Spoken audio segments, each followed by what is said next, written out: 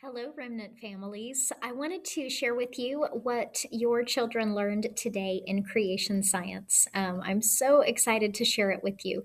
So, this video will be a little bit different. I wanted to go ahead and get it out to you quickly and not do maybe as much editing and fun stuff that I would do to it normally. Just because I'm excited about it, wanted to get it out to you. So, this week we started a brand new semester. We are going to be learning this semester about fossils, Noah's Ark, the flood, dinosaurs, the age of the earth, rock layers, all of that good stuff. And actually, this topic or series of topics is one of the things that Mr. Dunham and I are just the most excited about. And one of the things that we feel really strongly that we want the kids to have a good solid foundation in while they are here at Remnant. So I shared with the kids, at least in a couple of the classes, that, I believe very, very strongly that the Bible is true from cover to cover. And I believe that it's kind of like I've heard it said before, the Bible is like a lion. Like, you don't have to defend a lion can defend itself. When we look around the world and see fossils and rock layers and things, I think that looking at those things in an unbiased way is naturally going to support what the Bible presents as the origin of the earth and Noah's flood. But I want to share that with the kids so that they know, that that is absolutely my perspective, but I want them to see the information, to see the actual scientific evidence, to understand, though, that there are interpretations of that evidence that take place that happen before the news accounts or the books that they read about dinosaurs and fossils that start out with the very first sentence giving an age to those things and making assumptions about whether or not they lived alongside humans and what the history of the earth was. So I want them to receive the factual information and understand the interpretations that go into it, and then be able to make their own decision based on what they have learned, as opposed to in some school situations where the kids are just presented with one account of how the earth came to be, how the rocks and the fossils came to be the way that they are, and not told that that's based on interpretation. But we will expand on that and get into all of that over the next 17 weeks. But for today, this was our lesson. Fossils, there is a dichotomy. Fossils are rare, but everywhere. So I started out with a joke that I'm sure everyone has heard. The knock knock, who's there? Interrupting cow, moo. And so that joke is just basically a memory cue that I want the kids to remember. And anytime they hear that joke, for it to trigger for them what a fossil is. That a fossil is decay interrupted. And I explained this with an apple. And I didn't go into a lot of detail with the kindergarten and first grade class, basically just explaining to them that a fossil is not the standard result of living things, you know, decaying, that it's something special, that it's something rare that doesn't always happen. But with the other students, I explained I have an apple. And as soon as this apple is pulled from a tree or falls from the tree, it starts to die. And if that apple is eaten, then its nutrients pass on to the person that ate it. If it falls to the ground, then a very smart natural process of decay happens, and that apple becomes a part of the soil and enriches the soil for future life. And I explained that God's ways are so much smarter and better than man's ways. So, God created a perfect world, and He didn't create sin and death. And yet, because of man's sin, when death entered the world, because God loves us and provides for us, even in this fallen world, He created a process of decay and of once living things going back to the earth to enrich the earth, as opposed to stacking up, creating disease, and creating all kinds of problems. Whereas things that are man made, most times, they do stack up. They do last way longer on this earth than is healthy. And we talked about a couple of examples of how long different objects that are man made last. So, again, magnifying God and just showing how, even in a fallen world, He has just such beautiful planning for how things work. So, we concluded one of the main points that I want the kids to remember this week and for all the future weeks that we're going to build on is a very simple definition of what a fossil is. A fossil is decay interrupted. So, that's why I used the interrupting cow joke. So, the decay process is the normal process of things. And when that's interrupted, that's when a fossil gets created. So we kept going, and ChatGPT helped me create this little visual. And this was the second point that I wanted the kids to understand and remember from this week is that for a fossil to form, something must be buried quickly, sealed from air, and minerals take over there. That was my easy little rhyme to help them remember that a organism doesn't automatically become a fossil. Those three things need to happen for it to become a fossil. So we played a little game of fossil or not. And so we went through some different examples of things that would happen in nature and whether or not that organism or that tree becomes a fossil. And each of these situations, the scenario that I gave them did not result in a fossil. And one student even mentioned that and said, I think that you're just telling us that it doesn't become a fossil because you don't know how it would have become a fossil. And I shared with him, I said, well, actually it is purposeful that I'm presenting you with so many scenarios that do not result in a fossil because fossils are so rare. And then I shared, this one was interesting, that a dinosaur, a lot of people, a lot of the kids believed because it's a dinosaur that if it dies and just in normal circumstances, because it's a dinosaur, that it would automatically become a fossil. And, we talked about that. No, in that situation as well, something has to interrupt that process, and it would have to be buried quickly, sealed from air, and for minerals to take over for it to become a fossil. But then we finished with a example where a fish died, and moo, you see that on the screen, that the process was interrupted. It was covered, buried quickly, sealed from air, and minerals took over. And so in that scenario, it did become a fossil. So we talked about the rarity of fossils, that in present circumstances, less than 1 in 1,000 living organisms become a fossil. The percentage of things that get fossilized in the present day is almost zero. But, and here's the dichotomy that we're going to be working with all semester, is that fossils are rare, but they're found everywhere. So tens of millions to hundreds of millions of fossils is the estimate of how many fossils have been found so far.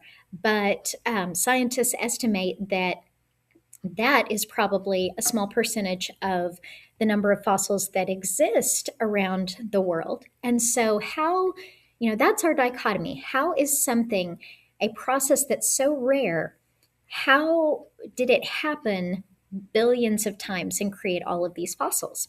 All right, so we took two different directions, whether it was one of the younger classes or one of the older classes. So for the older classes, I prepared three different scenarios of actual fossil finds. And what I did is I broke the class up into three groups. The groups would read through the information, look at the pictures related to that fossil find, and then they prepared and presented it to the class. I love doing that whenever I can. I think it's a lot more fun for the kids. And I think that they, a lot of times learn more from each other even than they do from me. So here was the first one, the Burgess Shale. This one was really fascinating because this is a shale deposit that is up in the mountains of Canada. And I grew up near a lake, or we traveled to a lake really often, that had a shale island, an island that was almost entirely made up of shale rock. And it was so fun because you could just snap it in two and pick pieces off of the island. So it's just such a soft type of stone. Well, the legend goes that this gentleman and his wife were traveling on horseback up in the Canadian mountains, and the wife's horse stumbled on a rock and it ended up breaking a piece of that shale open. Now, that's the legend, but the reality is that her husband, that scientist, he found so many thousands and thousands of carbon residue of these intricate, incredibly intricate, detailed, delicate fossils. And most of them were marine life. And these are some images of what those looked like. And it was just so very unusual and surprising because these fossils, these impressions, or compacted images, they had so much detail of the soft parts of these creatures, of their antennae, of their eyes, of the contents of their stomachs. Things that people thought couldn't fossilize, and yet they found so many of these fossils. So that was a really astounding fossil find. The next one is the dinosaur graveyard. It's a quarry exhibit hall, and it's in Utah, kind of on the border of Utah and Colorado. But what's special about this one is that these dinosaur fossils were found on a rock wall, kind of on a cliff, and they excavated and they took out some fossils and they just kept taking out fossils. But there were so many that they finally gave up on the process of excavating, and they decided, hey, instead of taking these out, moving them to a museum and presenting them, we're just going to turn this entire wall of rock into a museum as is. And so that's what they did. They chipped away at the rock that was covering up a lot of the dinosaur bones, but they built a building around this rock wall. And so when you go to visit that and you see those fossils, they weren't like placed there, glued on. They're not replicas of fossils. They are the actual fossils where they were discovered in the rocks. And there are so many of them. Like I say, there were so many they stopped excavating, and it's not just one type of dinosaur. It's many different types of dinosaurs. So that one was really fascinating. And then the last one is Argentinosaurus. Like it sounds, it is the great lizard from Argentina. So a rancher in Argentina was walking along and saw something sticking out of the ground and thought, oh well, maybe it's a rock or a tree stump, because it was just massive. Got closer and realized it was a bone. And so it turns out he had scientists come in, they excavated. They didn't find an entire dinosaur, but they found a femur, a thigh bone. And here's what it looks like. So here's the femur compared to an average sized man. So the femur of this dinosaur is 8 feet tall. So it's about the size of a basketball hoop. And they estimate from this and from a few backbones that they found of it, they never found the skull. They didn't find a lot of this particular creature, but they estimate that it must have been a sauropod dinosaur. And based on the size of the femur, it would be about the length of a small carrier jet. And like I say, that it would have been about as tall as a basketball goal. So, pretty crazy, amazing find. And if you go back to what we learned about fossils, that fossils are rare but everywhere, that fossils are decay interrupted, and that for a fossil to form, it needs to be buried quickly, sealed from air, and minerals take over there. So, especially with this Argentinosaurus, what could have covered this thing so quickly and sealed it off from oxygen, predators, bacteria, that minerals could take over? It's just mind boggling. So, that is our lesson for this week for the older classes, that fossilization is rare, but fossils are everywhere. Most creatures rot or get scattered, but large numbers of buried creatures that are fossilized are found all over the world. Especially hardly ever is something with soft tissue fossilized, and yet we see thousands, like in the Burgess Shale, of soft parts that are preserved. So this was our ending question. If fossils form only when decay is stopped, and decay almost always finishes its work, why are entire layers of creatures found buried together around the world? So I didn't answer that question. Some of the kids jumped in and gave their potential answer to the question. I did hear Noah's flood numerous times without me even hinting at that, which I was pretty excited about. So that's what the older kids studied. Now, the younger kids, I don't have a picture of it right here with me, but I found a book, and it was called The Bone Wars. And it's about a feud between two scientists in the 1800s.